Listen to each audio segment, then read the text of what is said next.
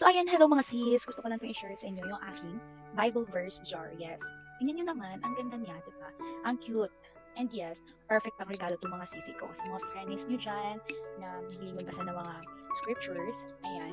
And hindi mo na kailangan pa ng Bible mo kung tinatamad ka.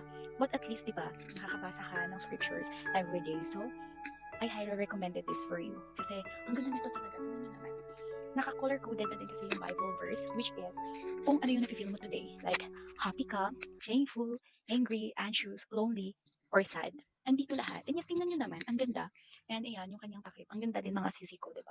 Ang cute. So, I am feeling thankful today. Ayan, kukuha tayo. Okay, so, I am feeling thankful today. And very easy lang, ganun lang. So, the color is pink, light pink. Ayan. Tingnan nyo, ito siya. Nakaganto siya yung mga verses. Ayan. So, I am thankful today. But thanks be to God who gave us the victory through our Lord Jesus Christ. 1 Corinthians 15:57. Diba? Ang ganda mga sisi ko. Color-coded. Ayan, thankful ka. And then, pag yellow naman, happy. And then, pag angry ka naman, ito, si Pusha Pink. And kung anxious ka, ito, cement green. Ayan, cement green. And blue naman is sad, yung dark blue. Ito.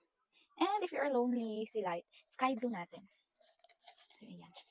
Ayan siya mga sisi ko. Ayan, naka-color coded. So, ang dali lang. Ang dali mo lang And it gives you motivation on the whole day, the whole night, diba? Kasi andito na. Wherein, kung nafe-feel mong happy ka, so magbasa tayo. Ito siya, si color yellow. He says, "Be still and know that I am God. I will be exalted among the nations. I will be exalted in the earth," in Psalm 46:10. Di ba? Ang ganda ng message ni God sa atin. Kaya, perfect tong pangregalo mga sis.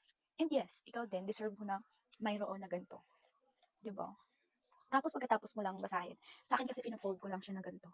Ayan, para kung natapos ko na yung kanyang verse. Eh, tingnan mo ganito pa siya. For you, tingnan nyo naman. Meron siya pa dito in Proverbs 16:24. Gracious words are like a honeycomb, sweetness to the soul and health to the body. So, read me when happy, thankful, angry, anxious, lonely, and sad. Andito na lahat mga sisi ko. Kaya, kita yung basket below.